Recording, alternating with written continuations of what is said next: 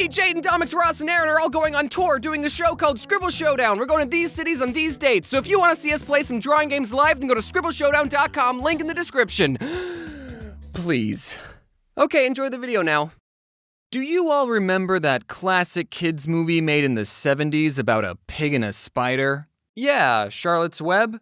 Remember how it made us a lot of money? Wait, didn't we already have this conversation? Yeah, we did. But we're remaking this conversation with better graphics and Will Smith.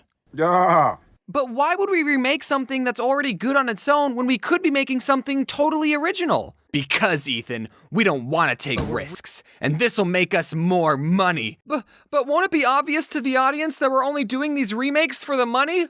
They'll watch it anyways. I don't want you to think that all sequels and remakes are bad. One of my favorite movies is a spin-off, and I'm very excited for the remake of The Dark Crystal to come out, and if you think I'm gonna make a video talking about it when it comes out, you are absolutely correct. So Disney is remaking a bunch of classical movies into live action. They did it with Tarzan, Alice in Wonderland, and they did it with 101 Dalmatians twice. And as someone who enjoys cartoons a little too much, I think it would be cool if they remade Treasure Planet or Atlantis into live action. Both of those movies are underrated and have a lot of high-stake, action-packed adventure that would be perfect for a reboot. And if they did get a reboot, it would introduce a new generation of kids to these awesome movies. But that's just my opinion. I'm sure Disney has good reasons for making sequels and spin-offs.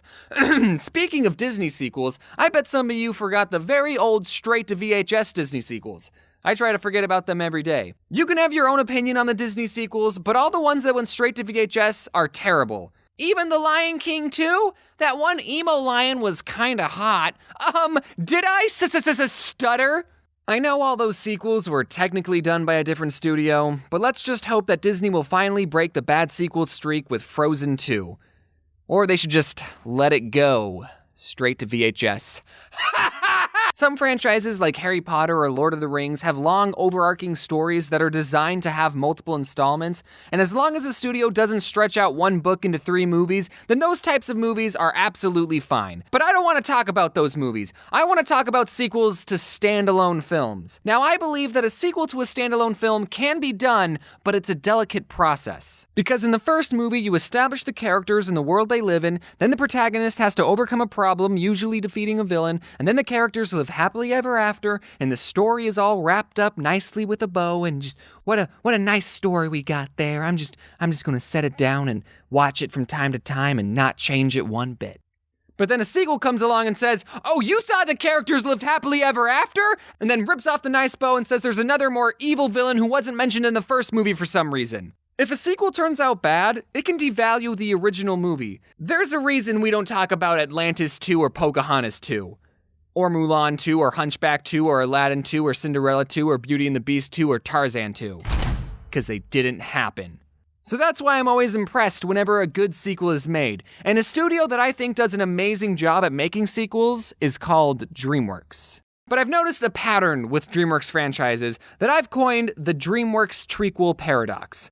I think the right word might be trilogy, but I'm just gonna say trequel. You see, DreamWorks has a track record of creating amazing sequels, but pretty subpar trequels. Here's what I mean. Now, keep in mind that these are not my opinion. These reviews are objectively correct facts. And also, I just want to say I know that these movies are kids' movies, but I like animated movies more than real ones. And I'm a cartoon character, so Shrek 1. Great movie, great characters, great message, 10 onion layers out of 10. Shrek 2, it's the first movie in history to be better than the original, and it created the best music video of all time. I need 11 heroes out of 10. Shrek 3?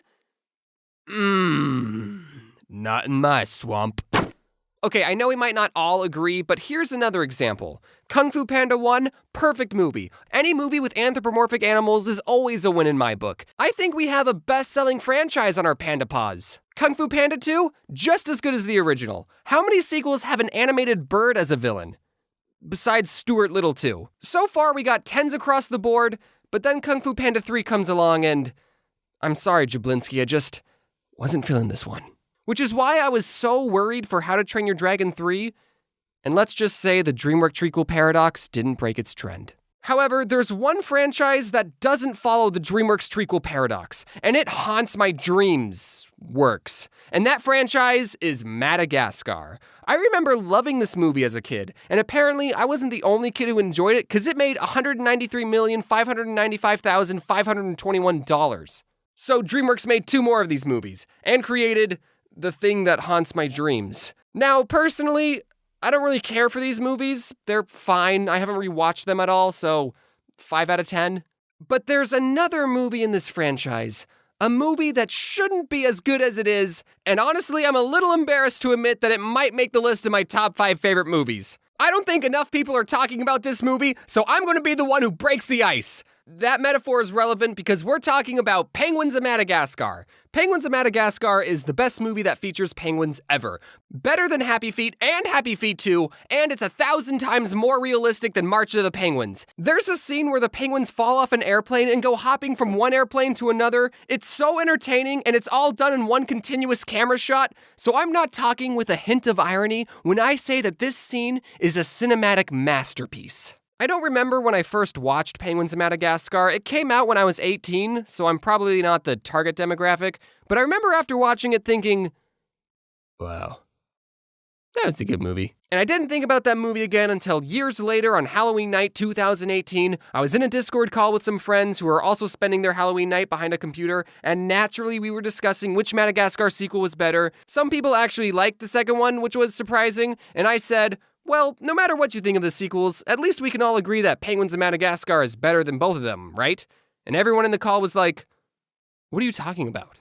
And instead of watching a scary movie that Halloween night, we all virtually watched a movie about penguins together, and I think everyone liked it. Okay, let's talk about another studio, Pixar.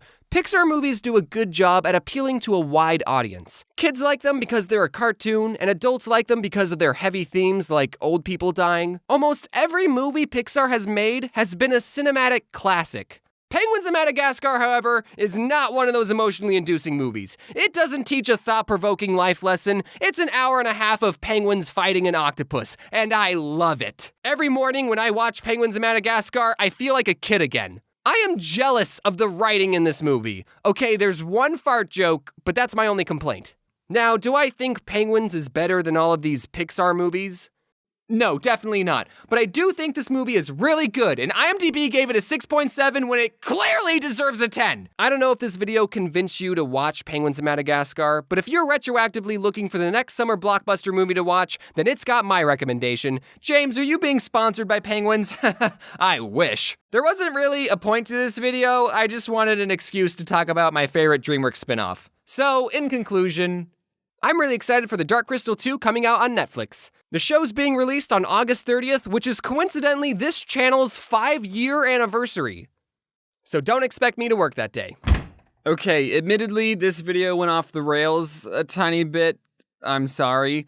Hey everyone, I feel like I always say this, but I know it's been a while. I did a lot of shows recently, like Scribble Showdown, which you might have heard of. I'm going on tour in early October, so click the link in the description for more information. I know it's summer when I post this video, but I don't post that often, so I probably won't get another chance to tell you that there's some back-to-school bundles in my merch store if you're one of those people that goes to school. Big thanks to everyone who worked on this video, I couldn't have done it without them, and a big thanks to you for watching me gush about penguins for a really long time. I hope you don't think of me any differently knowing that I dislike The Lion King 2. I'm sorry. I'm really tired and I want to get this video done, so I'm just going to wrap up this end card. Wear your seatbelt.